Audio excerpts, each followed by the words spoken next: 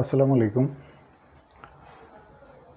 Russell viper বর্তমান একটি ভয়াবহ আতঙ্ক এবং মারাত্মক আতঙ্কের মধ্যে আছে উজান অঞ্চলের দেশগুলো, যেমন ফরিদপুর, শরীয়তপুর, মাদারীপুর, ভোলা, বরিশালের বৃহত্তর অঞ্চল, চাঁদপুর, এমনকি লক্ষ্মীপুরের সহ দেশের প্রায় অধিকাংশ অঞ্চলই ভাটির অঞ্চল হওয়াতে এখানে প্রচুর পরিমাণ রাসেল ভাইপার সাপের প্রজনন বৃদ্ধি পেয়েছে। প্রচুর পরিমাণ রাসেল ভাইপার সাপ দেখা যাচ্ছে এবং বিভিন্ন জায়গায় আক্রমণ করছে। সাপের কামড়ে নানান জায়গায় লোকজন প্রাণ হারাচ্ছে, অনেকে হসপিটালে গিয়ে ভর্তি হচ্ছে।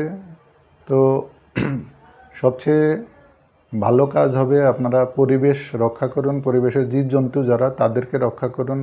এখানে এই ক্ষেত্রে বেজির কথাটা আমরা সঠিকভাবে উল্লেখ করতে পারি, যার ইংলিশ নাম হলো মঙ্গুজো বলা হয়। বিভিন্ন ডিসকভারি চ্যানেলে অনেক তাদেরকে নিয়ে অনেক ভিডিও আছে বেজির। তো বাংলাদেশে আমরা বেজি বলে যাদেরকে জানি, চিহ্নিত করি, এবং তারা পরিবেশের একটি অত্যন্ত ভালো নিয়ামক এবং তারা মানুষের উপকার ছাড়া ক্ষতি করে না বললেই চলে।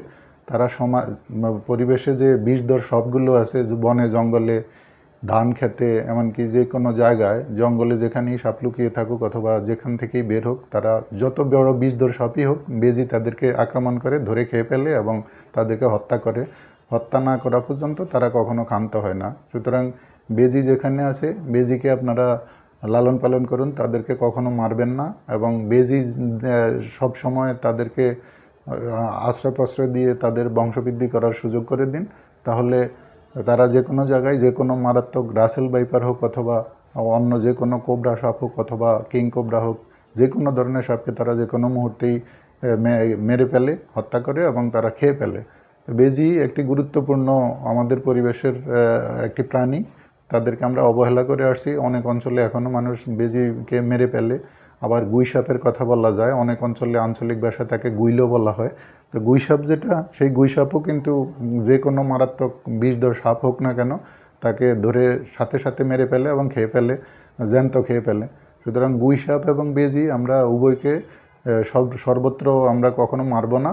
এবং গ্রামে গঞ্জে যারা আছে সকল মানুষকে উদ্বুদ্ধ করব এই বেজি এবং গুই সাপকে যেন তারা লালন পালন করে, তাদের বংশবৃদ্ধিতে সহায়তা করে। তাহলে যেখানে যেখানে সাপের উপদ্রব হবে, সর্বত্র ধান ক্ষেত হোক অথবা জঙ্গলে হোক, যেখানে হোক, বনে জঙ্গলে, সর্বত্র তারা এই বেজি এবং গুই সাপের বংশবৃদ্ধির মাধ্যমে তাদেরকে মারাত্মক এই বিষধর রাসেল ভাইপার সহ অন্যান্য সাপের আক্রমণ থেকে মানুষকে রক্ষা করবে। সুতরাং আমরা এই বেজি এবং গুই সাপের বংশবৃদ্ধিতে আমরা সহযোগিতা করব এবং তাদেরকে লালন পালনে সহযোগিতা করব। কখনো তাদের উপরে নির্যাতন, তাদেরকে হত্যা কিংবা তাদেরকে মারব না। তো এইভাবে আমরা আমাদের মানব সমাজকে আমরা অনেকাংশেই রক্ষা করতে পারবো। বাকি যে কথা বলবো সেটি হচ্ছে, সরকারের উচিত এই মুহূর্তে প্রতিটি অঞ্চলে, ভাটি অঞ্চলে, যে প্রতিটি থানা লেভেলের হসপিটাল থেকে গ্রামে গঞ্জে, যেখানে প্রতিটি গ্রামে যেখানে স্বাস্থ্য কমপ্লেক্স আছে, স্বাস্থ্য হেলথ কমপ্লেক্স বা আছে, অথবা গুরুত্বপূর্ণ যেসব ডিসপেন্সারি আছে, সেখানে এই সাপের বিষের ইনজেকশন সরবরাহ করা এবং জরুরি মুহূর্তে অতি অল্প সময়ের মধ্যে মানুষ যেন সেখান থেকে এই কেউ আক্রান্ত হলে সাথে সাথে এই ইনজেকশন দিয়ে সহযোগিতা নিতে পারে এবং জীবন রক্ষা করতে পারে। তো আজকের মতো এই বলে এই গুরুত্বপূর্ণ বিষয়ে শেষ করছি।